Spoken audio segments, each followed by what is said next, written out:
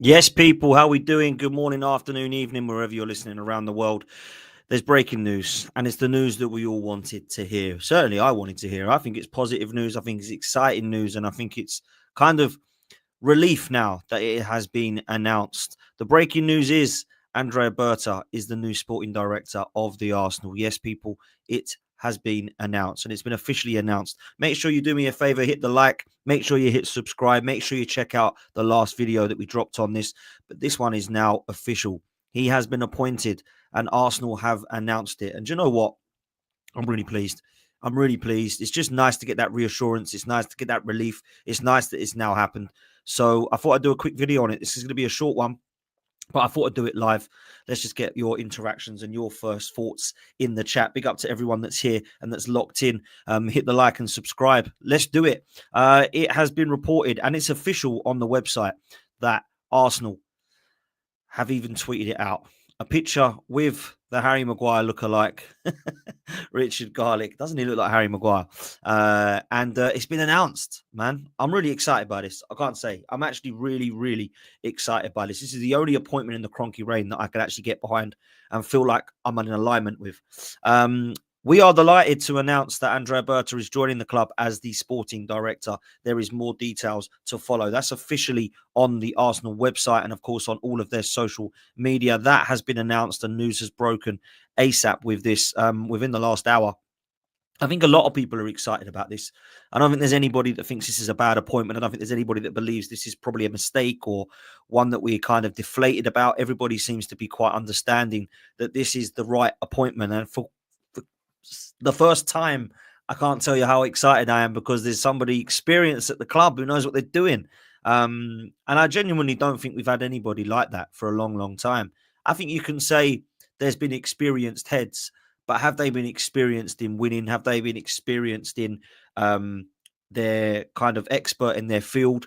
I think Andrea Berta is exactly that. Not only has he won stuff alongside Diego Simeone, he's certainly experienced at doing things well. Because you can get experience but not be very good at what you do. And I think that Sven Mislintat, although he had a couple of good uh, signings over the last few years at Dortmund, he kind of really just replicated them over at Arsenal, and it weren't really something that I was massively impressed with. Maybe Matteo Guendouzi being one of the only ones that he'd kind of highlighted. Other than that, you got Aubameyang, we knew about Aubameyang. You got Mkhitaryan, we knew about Mkhitaryan. You got Socrates, who was at Dortmund. You got Lichtsteiner, everyone knew about him. So there wasn't really anybody other than Mavropanos and Guendouzi that I hadn't really heard of, to be honest with you. Then we go to Raul Sanlehi. He obviously had experience as well, but I think he was in bed with Kia Durapscan, if I'm honest. And I'm not really a fan of Brazil agents that kind of look alongside a manager and say, this is who we're getting. I think with Andrea Berta, although he'll have his preference and his certain favourites, I think those players definitely have improved the club that he's been at. So for me, I'm excited about what happens next. I'm excited about what Andrea Berta thinks of this appointment, and I'm also excited about what Mikel Arteta thinks of this appointment. And I think we need to be real and understand that he would have been speaking for quite some time. Yeah. So let's hear what he has got to say, because it has been announced that there has been some words on what Andrea Berta thinks about this move. So let's take a look at it. He has stated, I'm thrilled to be joining Arsenal in what is a hugely exciting period for the club. The club has great values and a rich history, and I'm looking forward to playing my part in shaping a successful future with a great team. I've watched with great interest the way that Arsenal have evolved in recent years, and I've admired the hard work that's gone into restabilising the club as a major force in European football with a passionate following around the world. I cannot wait to get started in my new role, and I'm really looking forward to experiencing my first game at the Emirates Stadium together with our supporters. So let's break that down a little bit more. He obviously has heard of how big we are as a club. He obviously knows where we're trying to get back to. Let's break that down paragraph by paragraph. Because I think there's a lot there to take that's quite exciting, if I'm honest. People in the chat, let me know. A step up from Edu. Finally, some good news. New director of football is good. Just need a new manager now. Some do believe that. Big up to Hendon Guna. Got to be better than Don Edu, says Andrew. Where else are we? Some people are saying don't get your hopes up. I absolutely agree. I think that, you can't get too excited, but certainly can. Jack says, I smell Diego Simeone next season at the Arsenal. Chris says it's a big step forward. Jack says, big up to Berta. And a lot of people very, very excited by this. And I can see why. Lee Gunner in the house. Big up, Andrea Berta, mate. Big up to you, man. Make sure you're following Lee. We've got quite a lot of people excited by this. And I've got to say, it is exciting. This is a proper proven experienced winner that we're bringing into the club. This is what I think is the first step of what happens next. And I think that if you look at the most important voice at the club right now, it needs to be Andrea Berta, not Mikel Arteta, in my opinion. I have more reassurance already and more faith that the summer is now going to be a really exciting one and not replicated like the other past have been. Yeah. I tell you this now, if we do have a summer that we're excited about, boy, is Arteta under pressure. No excuses. For me, there's no excuses as it stands anyway. But right now, there definitely won't be. If he delivers with 5 or 6 serious summer signings, I'm sorry, Mikel, but there really is no coming back for you if you don't win a trophy. Big up to Lee, says smash up the likes and bless the chat as always. Yeah, come on, people, let's get the likes up. Everyone's quite happy about this news, so let's get the likes up, people. 250 of you in here already. Only 50 likes. Come on, man. That's terrible. Let's get up to 200 likes ASAP. Let's hit the like button. Let's break this down a little bit more then. So he says he's thrilled to be joining Arsenal. Yeah, he sees this as a huge club. He says it's an exciting period for the club. I think now that he's joined, it is an exciting period because we have got a core foundation. Whether you're a fan of Arteta or not a fan of Arteta, we've pretty much stacked at the back. We've got parts of our midfield and parts of our attack. Once we get those elements in, that hopefully Andrea Berta will bring in, I think he's right to say that it could be an exciting part. I look around at the quality in the Premier League at the moment. I don't know if someone saw yesterday, but on Instagram there was a clip and they were comparing the 90s players to the 2024 players. And my God, it was embarrassing. It was like Ollie Watkins versus Francesco Totti.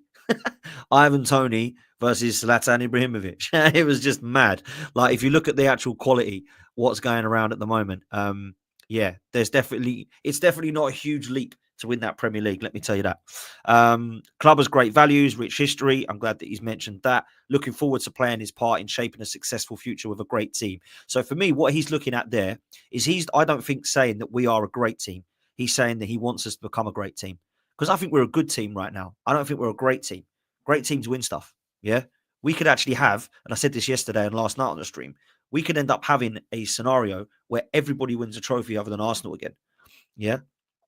Because Pep could win the FA Cup, as could Unai Emery. The Champions League could be won by a number of clubs that aren't us. We've obviously got the Conference League favourites, Chelsea. Man United and Tottenham are still in the Europa League, and Liverpool look like they're going to win the league, along with Newcastle, who have won the League Cup. When's it our turn to lift silverware? So I think we need to become a great team, and doing that, you've got to win trophies by that. I like the way that he says here that he's watched with great interest the way that Arsenal have evolved in recent years. He's admired the hard work that's gone into restabilising. I don't think he's re-establishing. I don't think he's wrong there. I think we have re-established ourselves as being challenging. I've never denied that Arteta deserves praise for that. My question mark is he the guy to get us across the line? And I don't think that he is. But that's another story. That's another podcast. Major force in European football. I think we have to say that we are at the moment. I think when people look at the Champions League winners or favourites, we're in the top 4 or 5 of that. And we have a passionate following around the world. That's something you can't deny. Wherever you go on holiday, you'll see Arsenal shirts. Whether you're in Croatia, whether you're outside of Europe, whether you're in Africa, whether you go over to Australia, whether you go over to America, there is Arsenal shirts everywhere, all around the world. So fair play. He says he can't wait to get started, and he's really looking forward to experiencing his first games at the Emirates Stadium together with our supporters. And I believe, or I'm hearing, that it could actually be Tuesday that he will be announced and be in the stands and potentially get a kind of standing ovation for and a big welcome. So for me, I think that should be the case. I would love him to be in and around everything that we do. I don't want him to be someone who sits in the background.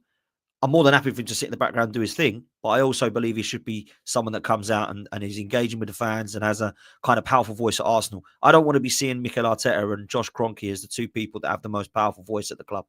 I don't want to be seeing that. That for me is not what I'm about. I want to be seeing Andrea Berta with the experience he's got, with the most powerful voice at the club.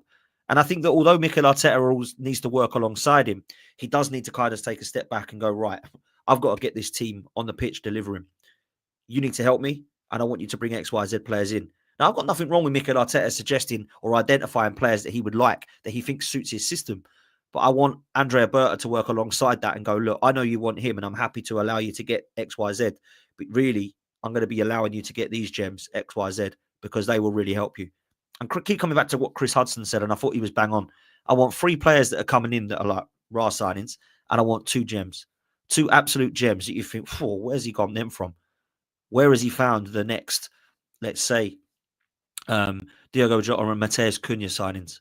Let's get a couple of those in. I don't mean them now. I mean them back then when they were at Atletico Madrid, when no one knew who they were, before they were at Wolves and Liverpool. So for me, what I look at now and I think, this guy has actually got a past proven record of doing that. He's actually got players that I didn't really know much about.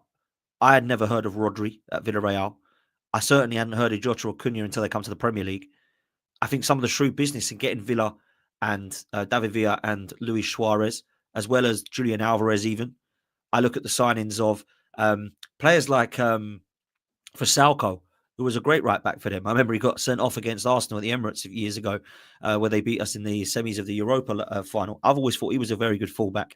Players that you forget about that are still doing well now. Rodrigo de Paul, he's doing excellent for Atletico Madrid. So I look at what he's done and who he's brought in. Yeah, some of them have been misses. You're going to get that, right? Some of them have been misses. I don't deny that he has probably signed players that you look at and think, yeah, you're only picking out the positives. Because you could do that with Mikel Arteta and Edu.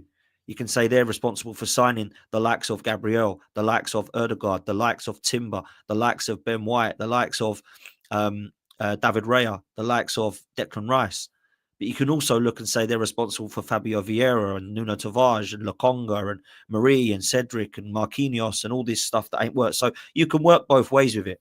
But I will say this, that Andrea Berta has actually not just hit, he's hit with absolute flying colours in some of them. Yeah. So for me, I've got to say there's a lot of excitement around this for sure. And I think that we've got to be excited. We've got to. There's nothing left, is there? Yeah. We're pretty much done this season unless we provide a miracle against Real Madrid. So I think it's a really important signing. It's one that I think has a lot of power moving forward, and could be really significant in how we move forward as a football club. So I'm really, really excited by this one. Let's take this super chat. This comes in from Sam. I hope you're well, bro. He says, Saliba, Saka, Martinelli, Jesus, and Gabriel, their contracts expire in 2027. From next season, it will be 1 year left. We need to win something to keep them. There's a lot there, and I'm going to break this down because I think it's really important. Those players are some of the most important names at the club. Certainly 3 out of those 5 are, right? Gabriel Jesus will see his contract out or be sold to Saudi Arabia or Brazil in January. I've got no doubt about it. He's not fit enough. He's had his days in the Premier League. Go and enjoy the rest of your career somewhere else. Gabriel Martinelli, we will sell if we get a good price. I've got no doubt about that. I think he'd happily keep him, but he's going to be our backup left winger. I don't think Gabriel Martinelli is going to be the number 1 next season for us at left wing. If anything comes in the region of 65 and upwards, I think we sell him. I think we do. And people might say he's not worth that much. He might not be, but he kind of is if you look around at the players that are leaving. If you look at the likes of Nico Williams at 50, and you look at the likes of Lookman, who is 27 and is around 70, you look at Martinelli, you think, yeah, you could probably get about what Lookman is worth because Lookman's doing it now. Martinelli's got another 4 years on Lookman in terms of his age. I think Lookman's 27, he's 23. If you look at what Cunha is going to be going for at 60 million, Martinelli's going to be worth above that, right? If we get 65 upwards with add-ons, I think he goes. Whether we'll get that or not is a different scenario. I think he'll stay because I don't think anyone's going to pay that for him. And we certainly won't be selling for 30 million. Yeah. So that's what I would say. I think Trossard is more likely to leave in the Saudi Arabia last kind of couple of years of his career. I think he's got one big move left in him. And I think that 35 million plus, I think we'll sell him. 1 year left on his deal. But what we don't do is allow these guys to get to 1 year left. We do not do that. We get them signed up this summer. And Andrea Berta has got a massive, massive job. And that is probably his first priority. Get Saka tied down to a nice 4-year contract on 300 a week. Pay Saliba the same and get him tied down to a 4-year contract. Get the same with Gabriel and let's see him into his 30s at the Arsenal and allow him to go to Saudi then, not now. With Jesus and Martinelli, as I mentioned, it could be different. We need to win something to keep them, says Sam. I think that's fair. I don't think that just goes for those players. I think it goes for them all. Rice, Odegaard, they've all come to Arsenal to win stuff. They haven't come to Arsenal to play at the top level and just sit there and look pretty in red and white. They've come there to deliver and they've come there to win. And to be fair, they've been promised and sold that dream by both Edu, Vinay, Richard Garlick and Mikel Arteta. So they're expecting to deliver in trophies now. And Saliba needs to be looking at these windows going, wow, Isak's coming in. Okay, that's exciting. Zubamendi's coming in. That's exciting. Wow, okay, Lookman's coming in. That's exciting. Mateus Cunha's coming in. That's exciting. Brian Mbeumo's coming in. That's exciting. These are the sort of names we need to be bringing in to make up a squad that we can go and compete on all fronts in. So for me, I think that we need to look at a bit of an exodus of players in the summer. I think Andrea Berta has not just been good with buying players, he's been known to be good at selling players as well. So for me, I think that's where I want to see an improvement with Arsenal. How can Nicolas Anelka be the second most highest sale when he left in 1999? Yeah? People think it's Iwobi. No, it's not. Iwobi's add-ons never went to that because Everton sold him to Fulham. Yeah? So Alex Oxlade-Chamberlain is the most expensive sale at the club. Anelka. There's players like Overmars on that list still. Yeah, from 2000. I don't know how you can have a list which consists of that. Balogun, who hardly kicked a ball from us. Eddie Nketiah and Smith Rowe have only just gone, and they make the list. So for me, we need to look at it now seriously and go, right, how are we going to sell some of these players? You're not going to get some of the money for it. You're probably going to be lucky to get 20 million for Kivior. You're probably going to be lucky to get 20 million back for Zinchenko. You're probably going to be lucky to get 15 to 20 for Fabio Vieira. You're not going to get anything for Marquinhos. Tavares and Lokonga are not going to bring you loads of money in. But you've got to get rid of these players. Tomiyasu and Jesus will probably end up going for pennies when they do eventually go. But you need to look at it and think, let's start again. And start again with Andrea Berta coming in. That's what we need to do. Andrea Berta alongside Mikel Arteta right now needs to be, Berta, you're in charge. You're the voice. Not Edu and Arteta getting together and trying to save 10 million on Declan Rice so we don't have to pay it over this amount of times. Go and get it done. Go for Isak. If it doesn't work, you go for Gyökeres. If it doesn't work, you go and see what you can do with Harry Kane or Victor Osimhen. And then if you can't get those, you're going to have to look at a Sesko and a Jonathan David. Not that we want that, but that's the kind of next level you go. So you have plan A, plan B, and plan C, which you have to do if you're desperate because you need players in that position. For me, I have more faith that plan A or plan B are happening with Andrea Berta in charge. With Edu, you're probably going to end up with Jonathan David and no one else, right? That's what we've seen. Raheem Sterling-wise, Marika Marino-wise, Calafiori-wise, those sort of summers. We need to be chalk and cheese to that. We need to get to the winter window and we actually need to bring someone in that can give us a little bit of a boost for the last 3-4 months of the season. Not just leave it and do nothing and deal with what you got. Find internal solutions. All that rubbish. For me, it's not about that. What Andrea Berta's got to do now is prove to everybody that he is the guy that can take us to that next level. And the signings that we see in the summer will be proof of that. If we have a poor summer and a poor winter window, you know it isn't Andrea Berta. You know it's ahead of that because we've had no unbelievable windows for the majority of the Kroenkes' reign. When Wenger was here, when Emery was here, when Arteta's been here, I've never looked at one window and gone, wow, that was outstanding. Because I didn't look at the Declan Rice window and go, wow, that was outstanding. A lot of people did. Because I thought Havertz was a waste. As much as I liked Raya and I liked Timber and I liked Rice, I thought, Havertz, really? That's the Granit Xhaka replacement? That's the reform of our midfield? We've been trying to complete our front three and our midfield three for 5 years and we haven't done it yet. Now it's time. Andrea Berta needs to come in and go, yeah, you want this left 8, don't you? Here he is. Right, what else do you need? You need backup for Odegaard, that proper creative midfielder. There you go. He might even start ahead of Odegaard. What do you need? Striker? There's your striker. There's your left winger. You need backup for Bukayo Saka. What are you doing at the back? Who are you getting rid of? Those 3? All right, let's bring this guy in because he's a gem. Let's get that backup goalkeeper that we need. So what I need to see now is I don't want the summer window to be as predictable as what people think. Oh, we know the summer window. It's going to be Garcia. It's going to be Zubamendi. It's probably going to be Nico Williams. It's probably going to be Sesko. I want it to be, wow, who's that coming in? I didn't expect Florian Wirtz. I didn't expect to see Isak actually getting done. I didn't expect to go and see us go all out for Cunha and Lookman. I didn't expect us to go and get this defender that is an absolute gem and has been for ages. Let's say Murillo or Milenkovic. I didn't expect to see that. That's the sort of window that now I want to see.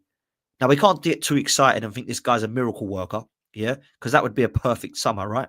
But I want to be excited. That's what I want. So that's where I'm at. Suj, big up to you, bro. Super Chat says, going to be interested at what Berta does. Our squad's already small. I don't think we can have a major exodus without losing anyone. We're still 4 short. This is a really interesting point because when I say a mass exodus, 12 players might be leaving Arsenal, but 8 of them don't currently get anywhere near the first team squad.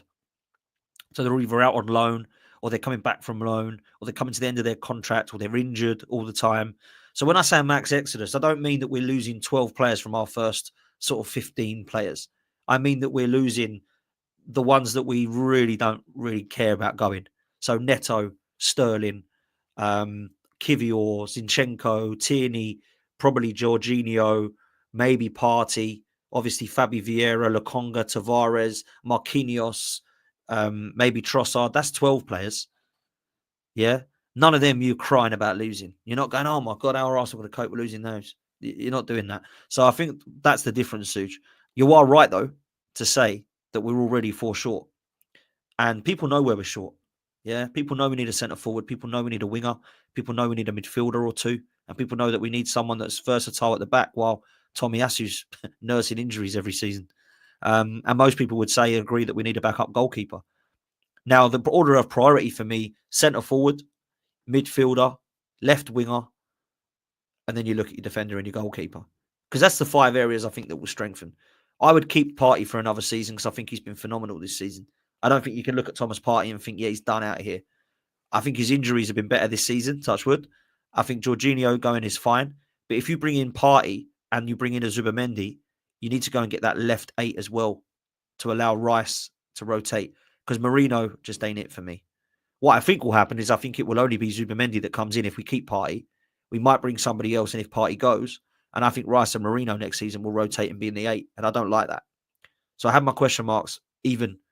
But that's an Arteta thing. That's not an Andrea Berta thing. Yeah. Andrea Berta is not going to be able to say, right, no, change his formation. Play these tactics. That's not his job. Yeah. His job is to get his squad together and help as much as he can off the pitch. On the pitch, it's all down to Mikel. Yeah. What he does with it. So that's where I'm at. Listen, people, do me a favor, hit the like button. Make sure you hit subscribe. There's been well over 500 of you in here for the majority of this stream. So big up to you. Really, really important that we hit the likes and get that sorted. And look, let me know your thoughts. I'd love to know your thoughts in the comment section about the appointment of Andrea Berta. Where are we at with this? Do we think this is an exciting future for Arsenal with him? Do we have our massive kind of reservations? Are we concerned at all? Do we have issues? I'll end on this. My positives are he's experienced. My positives are that he's been successful. My positives are what he's achieved at buying and selling. My concerns would be how he's going to build a positive relationship with Mikel Arteta. And the last concern I have is, are the Kroenkes going to allow this guy to have the biggest voice and the most powerful voice at the club? They're the big concerns. And I can't say that they are or they're not yet. I need to see it in fruition. I need to see it, the evidence of it. So that's where I'm at, and that's where I'll leave you. Listen, people, it's a shorter one today, but I wanted to get a show out there. Make sure you do me a favor. Make sure you hit like. Make sure you hit subscribe, and we'll see you on the next one, people. Take it easy.